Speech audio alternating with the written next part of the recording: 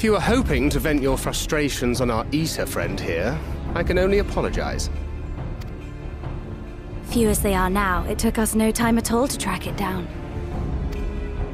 That suits our purpose perfectly. Now we need only wait for Ardbert to arrive. Weren't you two meant to be attending to the empty?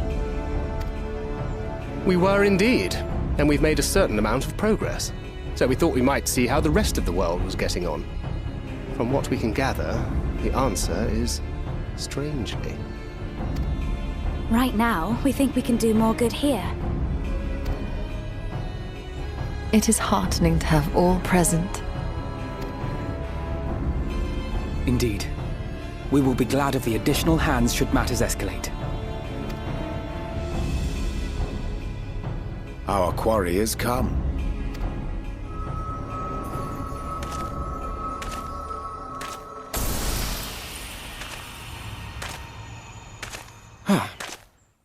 It seems I've lost this particular race.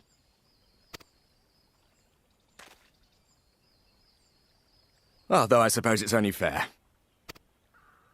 When we first met, it was I who outpaced you. Ravana, was it?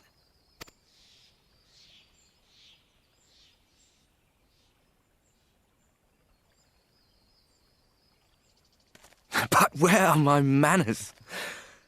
I wouldn't be here were it not for you, and I have yet to say a word of thanks.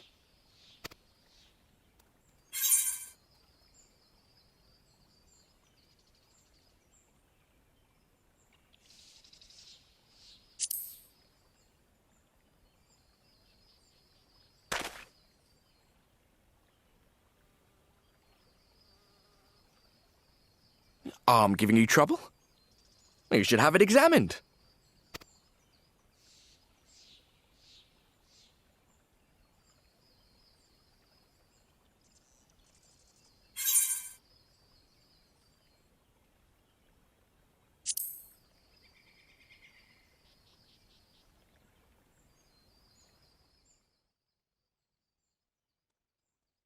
Very well. Let us forego this pretense. After all, it was never you that I needed to deceive.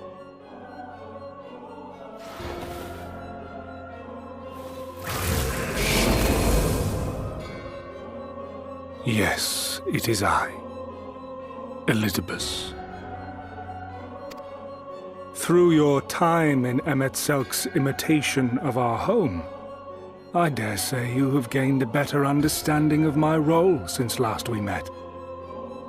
Not that it matters.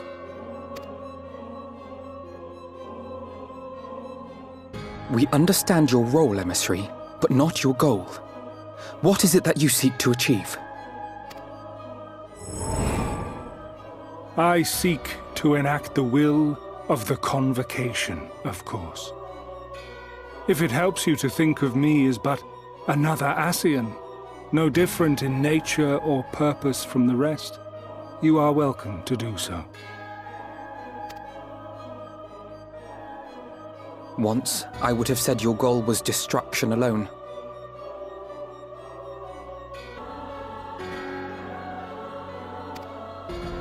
Now I understand that you fight for something you love, just as we do. Yet though we seem doomed to clash, I bid you consider Emet-Selk's final words.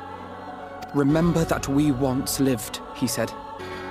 Had he not seen some glimmer of hope in our kind, I do not believe he would have spoken thus.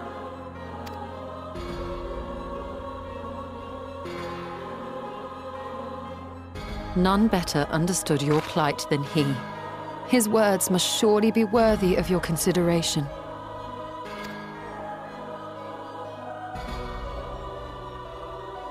Emet-Selk.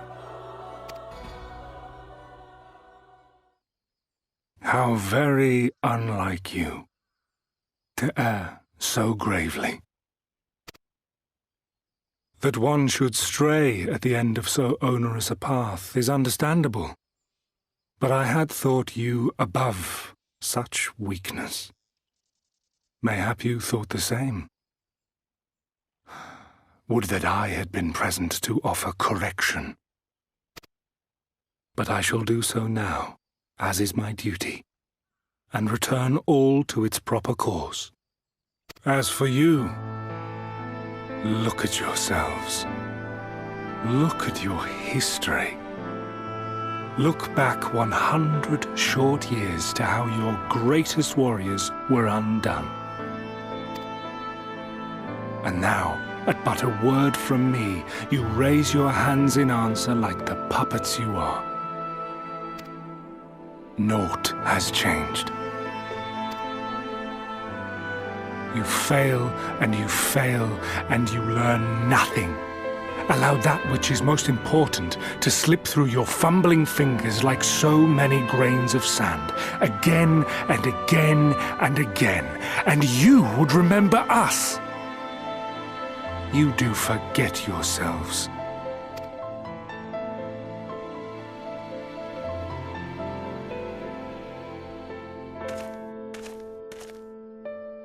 There is no common ground to be found between you and I, nor do I require any. I have my duty.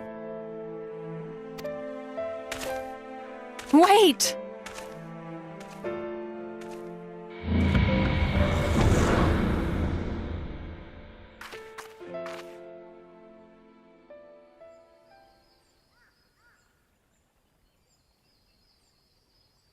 Well, we have confirmed the identity of our foe at least, and 'tis safe to say his objective is the rejoining.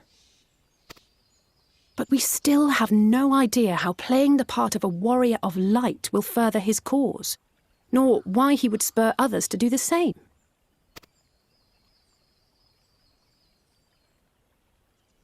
Another visit to the Tempest may shed some light upon these mysteries. Whether we are to exchange words or blows with Elidibus at our next meeting, the fact remains, we know too little. Ere our paths cross again, I would learn more of the world that once was, and of Elidibus himself. In this, we would be best served going directly to his home, much as Emmett Selk came to ours. Though I see the wisdom in thy suggestion, the Amarot we visited is but a phantom born of Emmett Selk's memory. I fear it will teach us little that we do not already know.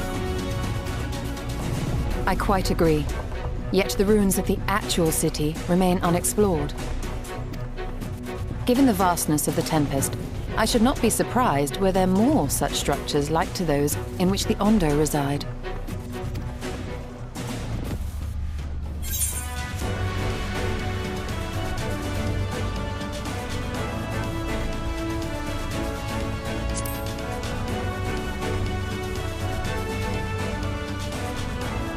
A man after my own heart. Assuming we are all in agreement, then I suggest we first pay a visit to the Ondo. If anyone can tell us where more ruins are to be found, it is them.